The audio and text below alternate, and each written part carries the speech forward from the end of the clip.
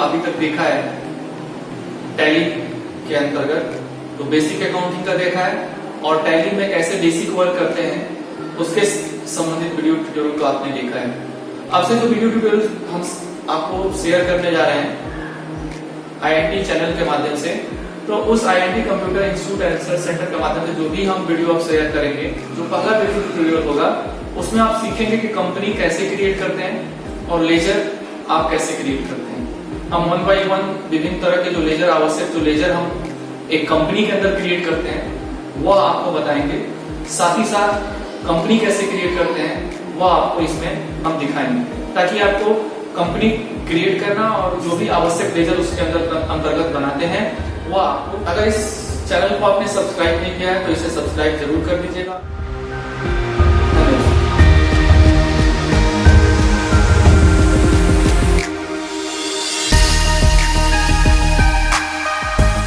नमस्कार, आज के इस वीडियो ट्यूटोरियल में हम कंपनी बनाना और लेजर क्रिएट करना सीखेंगे। तो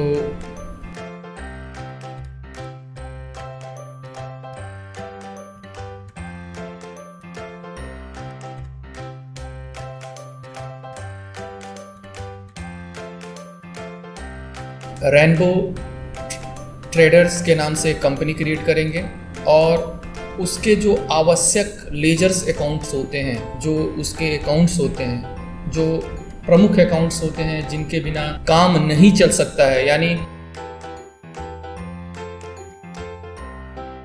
बिजनेस या हम हिसाब किताब रखते हैं तो वे लेजर अनिवार्य रूप से बनते हैं। उन संभावित लेजर्स को टैली के अंदर बनाना सीखेंगे। तो शुरू करते हैं आज का वीडियो ट्यूटोरियल। इस वीडियो ट्यूटोरियल ज़्यादा लोगों के पास पहुंचे, तो शुरू करते हैं आज का वीडियो ट्यूटोरियल। पहले शुरू करते हैं कि कंपनी कैसे क्रिएट करते हैं। तो सर्वप्रथम फर्स्ट ऑफ ऑल आप कंपनी क्रिएट करने से पहले टैली सॉफ्टवेयर को ओपन कर लेंगे। ओपन करने के बाद आप कंपनी इन्फो के अंदर जो क्रिएट कंपनी होता है उस पर क्लिक कर देंगे, ताकि आप नई कंपनी क्रिएट कर सकें। अगर ये कंपनी इन्फो अगर आपके सामने आता नहीं है तो इसको एक्टिव करने के लिए अल्ट के साथ F3 भी प्रेस कर सकते हैं। क्रिएट कंपनी पर या तो क्लिक करें या देखिए यहाँ पर आप डाउन की में जाएंगे। डाउन की जब प्रेस करेंगे तो इसका क्रिएट कंपनी का C रेड कलर में एक्टिव हो जाएगा। तो ये C दबाकर भी क्रिएट कंपनी का जो क्रिएशन का विंडो होता है उसे आप खोल सकते हैं। तो पहला जो दिखा रहा है आपको यहाँ पर डेटा दिखा रहा है पहले कॉलम्स में, जहाँ पे ये आपके बनाए जाने वाली कंपनी का डेटा सेव। कंपनी का नाम यहाँ पर टाइप कर देंगे। मेलिंग नेम में सेम नेम रहेगा जिस नाम से कंपनी अपना कोई भी अपना पत्र व्यवहार या जिस नाम से व्यवहार करेगी। अगर मेलिंग नेम अगर डिफरेंट रहेगा तो यहाँ से आप चेंज भी कर सकते हैं। यहाँ पर एड्रेस डाल देंगे और कंट्री वाले कॉस्ट डाल देंगे, और कंट्री वाले कॉलम में जिस कंट्री के अंदर ये कंपनी अपना बिजनेस करती है, जहाँ पर इसका रजिस्टर्ड ऑफिस है, वहाँ पर इस कंट्री को सेलेक्ट करेंगे।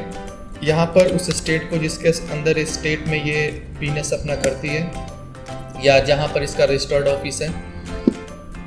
इसके बाद पिन कोड,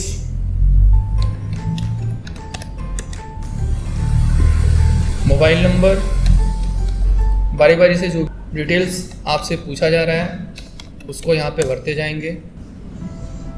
ईमेल एड्रेस, जिस कंपनी का जो ईमेल एड्रेस होगा उसको यहाँ पे डाल देंगे।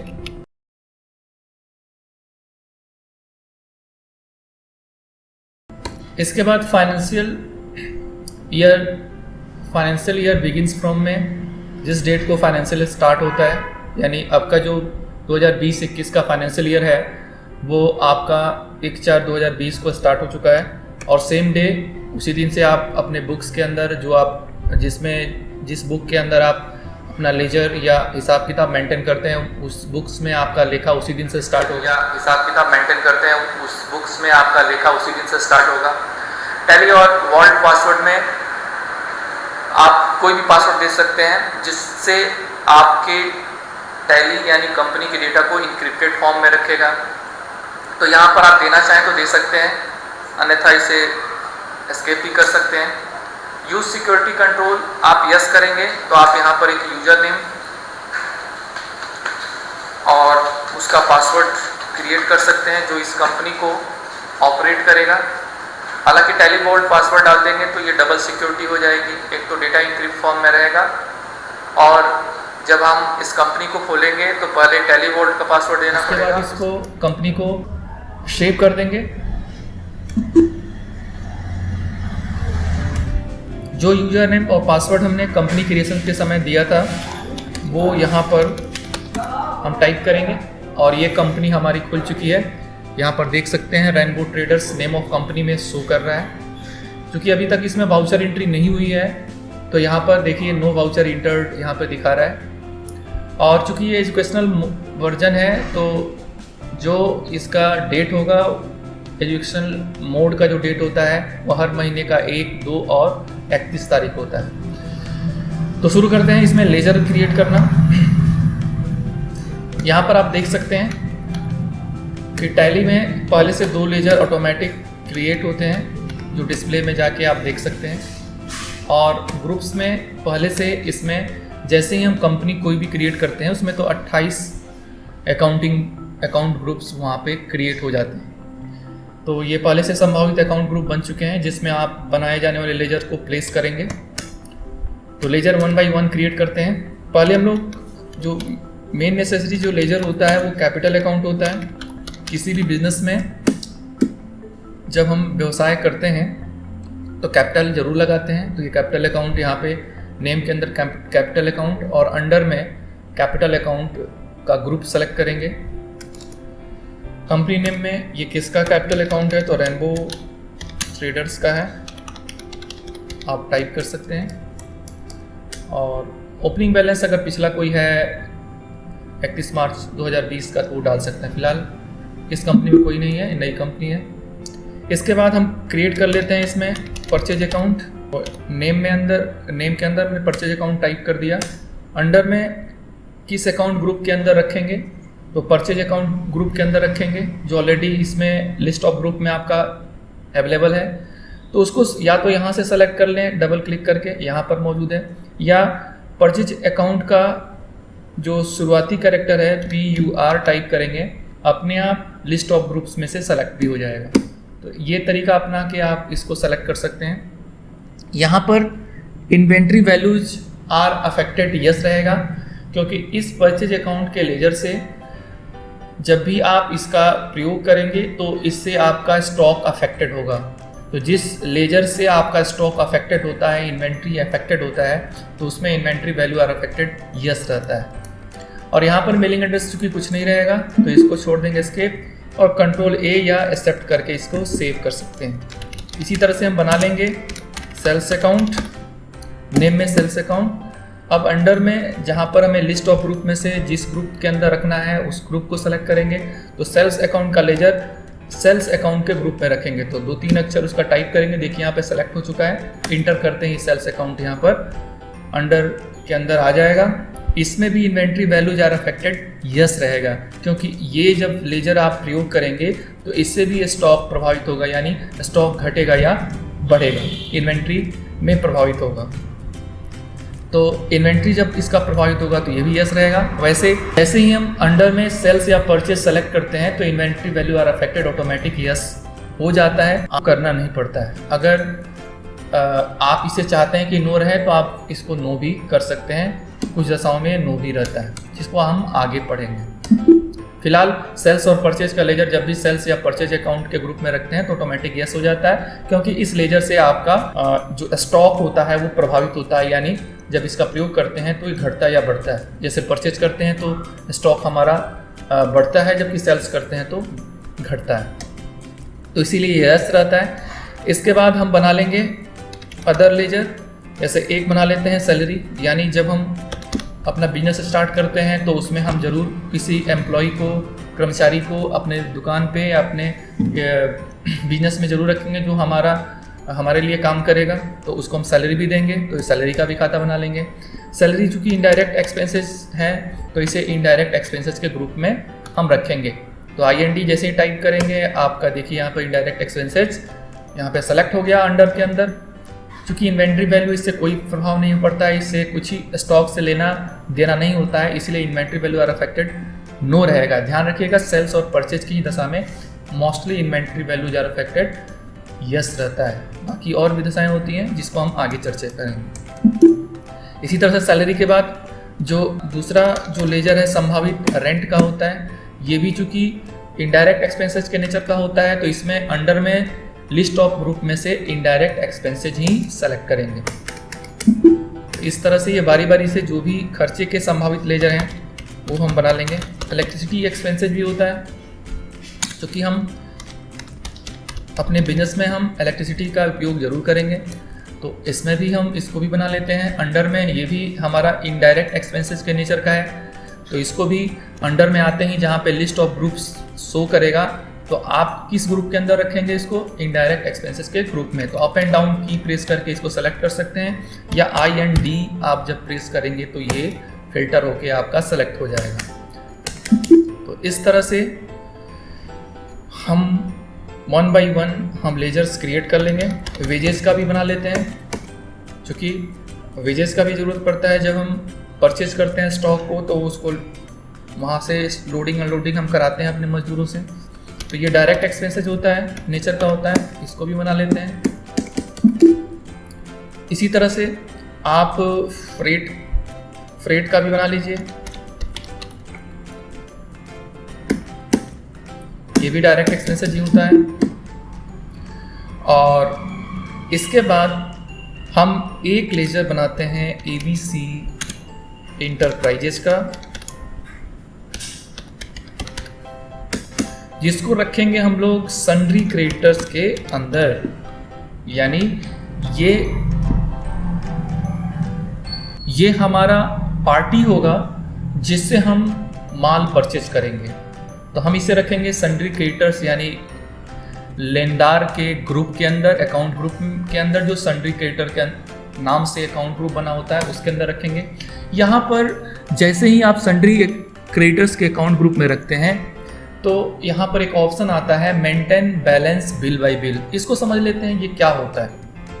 आप जब भी किसी देनदार से या लेनदार का आप लेजर बनाते हैं तो ये आता है, या किसी भी पार्टी का आप लेजर सन्ड्री क्रेडिटर्स या सन्ड्री डेटर्स में रख के बनाते हैं तो ये आता है maintain balance bill bye bill. मतलब ये क्या करता है हम इसको समझ लेते हैं। जैसे कोई भी लेजर आप टैली में रखते हैं तो लेजर का डिटेल्स यानी ट्रांजैक्शन आप चेक कर सकते हैं और उसका क्लोजिंग बैलेंस देख सकते हैं। लेकिन अगर maintain balance bill bye bill yes कर देंगे तो इससे क्या फ़ायदा होगा कि ये ट्रांजैक्शन बाय ट्रांजैक्शन आपका हिसाब किताब टैली में रखेगा, और उस समय ज़्यादा महत्वपूर्ण हो जाएगा जब आप उधार किसी को माल बेचते हैं या उधार खरीदते हैं, और आप चाहते हैं कि किसी से अगर आप उधार बेच रहे हैं या किसी से उधार खरीद रहे हैं तो उस उधार बेचने या खरीदने पर जो ट्रांजैक्शन हुआ है उस ट्रांजैक्शन के अगेंस्ट में, यानी उसके अगेंस्ट में अगर वो 50,000 का ट्रांजैक्शन है तो उसके लिए कितना आपने पेमेंट कर दिया है और कितना पेंडिंग है यह जानना चाहते हैं। तो ये maintain balance bill bye bill रखने पर ये सारे details bill bye bill breakup करके आपका शो होता है। तो अगर ऐसा आप चाहते हैं कि maintain balance bill bye bill यानी बिल बाय बिल हमारा हिसाब किताब टैली बताए कि कितना किस ट्रांजैक्शन के बदले हमें पेमेंट रिसीव हो चुका है या किसको कितना हमको किस बिल के बदले देना है, तो इस दशा में आप maintain balance bill bye bill को यस रखेंगे। पार्टी से आप उधार बेचते हैं या उधार खरीदते हैं तो उस समय आपको एक उधार चुकाने का एक पीरियड मिल जाता है, कुछ दिन मिल जाते हैं जिसमें कहा जाता है कि आप इस दिन तक आप पेमेंट कर दीजिएगा। वो आपका 25 दिन भी हो सकता है, वो 30 दिन भी हो सकता है, तो इस पीरियड को हम जानना चाहें कि ये हम कोई उधार बेचे हैं तो क्या वह हमारा जो कस्टमर है वो हमको दिए गए पीरियड के अंदर हमारा पेमेंट कर रहा है, या हम किसी से उधार खरीदे हैं और ये जानना चाहते हैं कि उस पार्टी को हमने पेमेंट वो जो हमको अवधि दिया है क्रेडिट पीरियड के रूप में उस अवधि के अंदर चुका रहे हैं। डिफ़ॉल्ट क्रेडिट पीरियड आपको मैंने समझाया ही है कि अगर किसी पार्टी से आप उधार माल बेचते हैं तो आप उस दशा में उसको कुछ समय देते हैं, वो 1 महीना हो सकता है या 10 दिन हो सकता है। तो अगर आप चाहते हैं कि वो 1 महीने के अंदर आपका पेमेंट कर दे तो वो डिफ़ॉल्ट क्रेडिट पीरियड में आप उसको मेंशन कर सकते हैं, ताकि टैली ये उसको मेंटेन रखेगा कि वह पार्टी आपके दिए गए क्रेडिट पीरियड के अंदर पेमेंट कर रहा है, क्रेडिट पीरियड ले रहे हैं कि भाई हम आपको इतने दिन में पेमेंट कर देंगे, तो वो पेमेंट आपने उस पार्टी को दिए गए पीरियड के अंदर पेमेंट किया है। ये सब ट्रैक करने के लिए आप क्रेडिट पीरियड दे सकते हैं। तो क्रेडिट पीरियड अगर आप 1 मंथ सन्डी क्रेडिटर्स का लिए हैं कि हाँ आप ABC इंटरप्राइजेस से कोई भी उधार माल खरीदेंगे तो 1 महीने में चुका देंगे, तो इसके लिए अगर क्रेडिट पीरियड आपको आप दोनों के सहमति से यानी रेनबो ट्रेडर्स और ABC इंटरप्राइजेस के दोनों सहमति से अगर ये 1 मंथ का मिला हुआ है तो आप यहाँ पे 1 और मंथ का 3 अक्षर आप टाइप करके आप इसमें ये कर सकते हैं। अगर 10 दिन का अगर आपको मिला है तो केवल 10 लिखिए, अपने आप डेज इसमें एक्टिव हो जाएगा। अगर आपका 1 बरस का आपको समय मिला हुआ है ABC इंटरप्राइजेस से तो यहाँ पे 1YEA जैसे ही लिखेंगे तो ऑटोमेटिक ले लेगा, यानी वर्ष में मिला है या मंथ में मिला है तो आप मंथ का 3 अक्षर आप जैसे ही MON लिखेंगे या ईयर्स का 3 अक्षर लिखेंगे ऑटोमेटिक ये उठा लेगा। अगर दिन में मिला है तो आप अगर 20 डेज का मिला हुआ है तो यहाँ पर 20 जैसे ही टाइप करेंगे तो यहाँ पर ऑटोमेटिक 20 डेज उठा लेगा। तो इस तरह से ये ABC इंटरप्राइजेस से हम जब भी उधार खरीदेंगे तो ये आपको टैली एक तो उसका बिल बाय बिल यानी जो भी आप खरीदते हैं और उसके अगेंस्ट में जो भी आप पेमेंट करेंगे या जो भी उसको पेमेंट दे रहे हैं उसका पूरा ब्रेकअप रखेगा, बिल बाय बिल ट्रैकिंग कर आपका टैली के अंदर रखेगा। और उसके साथ साथ क्रेडिट पीरियड अगर दे देते हैं तो यहाँ पर क्रेडिट पीरियड भी बताएगा कि इस उधार का अगर कोई उधार माल आप खरीद रहे हैं तो वो बताएगा भी कि 20 दिन के अंदर आपने पेमेंट किया है कि ये 20 दिन के उस बिल के अगेंस्ट 20 दिन के बाद आपने किया है। तो ये सारा चीज़ आप यहाँ पे रख सकते हैं। और नेम में ABC इंटरप्राइजेस रहेगा, चूँकि मेलिंग डिटेल्स आप ध्यान रखिएगा, मेलिंग डिटेल्स आपका किसका होता है, कोई भी कस्टमर या किसी भी पार्टी का या किसी भी बैंक का अगर आप लेजर क्रिएट कर रहे हैं तो उसका एड्रेस आप वहाँ पे दे सकते हैं। नेम में जो लेजर अकाउंट बना रहे हैं उस नाम को ऑटोमेटिक ले लेगा, और एड्रेस में आप जो ABC इंटरप्राइजेस का एड्रेस है वो यहाँ पर आप दे सकते हैं। इसी तरह से हम XYZ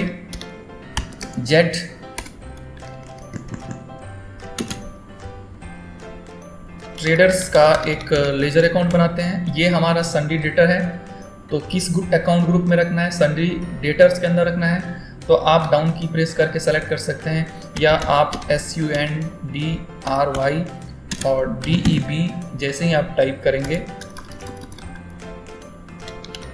ऑटोमेटिक ही छन के आ जाएगा। इसका भी अगर बिल बाय बिल हिसाब किताब रखना चाहते हैं तो balance bill bye bill yes कर देंगे। ये ध्यान रहे कि हमेशा जब हम किसी पार्टी का लेजर बनाते हैं तभी आता है। अगर आप उधार माल बेचते हैं तो इसको भी समय देना चाहते हैं, एक क्रेडिट पीरियड देना चाहते हैं जिस उधार अवधि के अंदर वह आपको पेमेंट करेगा। अगर इससे बाहर जाएगा तो टैली आपका बताएगा। तो मान लीजिए आप इसको जब उधार माल बेचेंगे तो ये 20 दिन का अवधि आप देंगे कि इस दिन के अंदर ये पेमेंट करेगा। तो ये क्रेडिट पीरियड उस समय भी बहुत महत्वपूर्ण हो जाता है जब आप बोलते हैं कि 20 दिन के अंदर अगर आप पेमेंट कर देते हैं तो आपको कोई ब्याज नहीं देना पड़ेगा। अगर आप नहीं करते हैं तो उस समय इंटरेस्ट भी आपको देना पड़ेगा जो आपने हमसे उधार माल खरीदा है। तो उस समय और महत्वपूर्ण हो जाता है। तो ये ट्रैकिंग के लिए भी होता है कि वहाँ हमारे दिए गए पीरियड के अंदर पेमेंट किया है कि उससे बाहर किया है।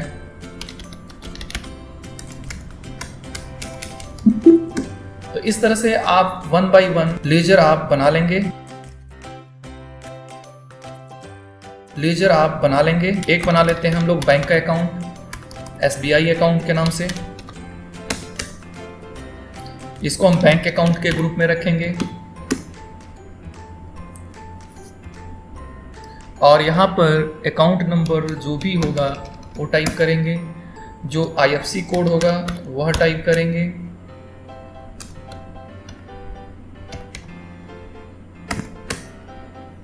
और इसके बाद जो उसका ब्रांच होगा वह टाइप करेंगे। इस तरह से सीट चेक बुक्स आप अगर है तो यस करेंगे। चेक बुक प्रिंटिंग कॉन्फ़िगरेशन का भी आप यस करके उसकी सेटिंग कर सकते हैं। मेलिंग एड्रेस इसका भी डालेंगे क्योंकि मैंने आपको बता रखा है किसी भी पार्टी का लेजर बनाएंगे और कोई भी बैंक अकाउंट या कोई भी पर्सनल अकाउंट से रिलेटेड कोई भी खाता आप बना रहे हैं तो उस समय आप मेलिंग एड्रेस डिटेल्स में आप उसका एड्रेस ज़रूर डालेंगे। तो इस तरह से आप बैंक अकाउंट का भी लेजर क्रिएट कर लेंगे। अगर कोई आप बैंक लोन लेने वाले हैं तो उसके नाम से भी लेजर क्रिएट कर सकते हैं। इसको हम लोन अकाउंट में डाल देते हैं।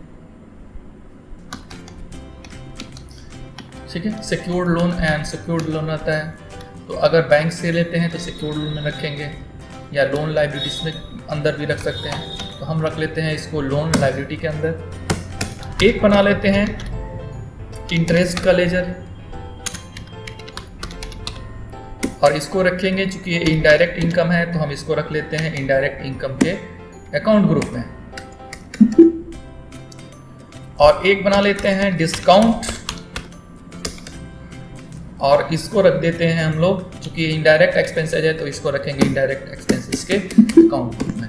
तो इस तरह से आप लेजर क्रिएट कर सकते हैं, यानी लेजर का नाम अंडर में जिस अकाउंट ग्रुप में रखना है उस अकाउंट ग्रुप में उसको रखिए और उसके बाद बाकी डिटेल्स भरने के बाद सेव कर दीजिए। जो लेजर आपने क्रिएट किया है या मैंने जो लेजर क्रिएट करना है अगर उसको देखना है तो लेजर के अंदर आके हम डिस्प्ले में जाएंगे और डिस्प्ले पर जैसे ही हम इंटर करेंगे तो ये सारे लेजर्स हम देख सकते हैं। यहाँ पर देख लीजिए जितने भी लेजर्स हमने क्रिएट किए हैं उन सबका नाम यहाँ पर शो कर रहा है। अगर हम लेजर व्यू करना चाहते हैं तो 1 बाय 1 हम सेलेक्ट करके डिस्प्ले के अंदर रहकर उसको व्यू कर सकते हैं। अगर हमें इलेक्ट्रिसिटी एक्सपेंसेस देखना है उसको अप एंड डाउन की से सेलेक्ट कर लेंगे और उसको देख सकते हैं।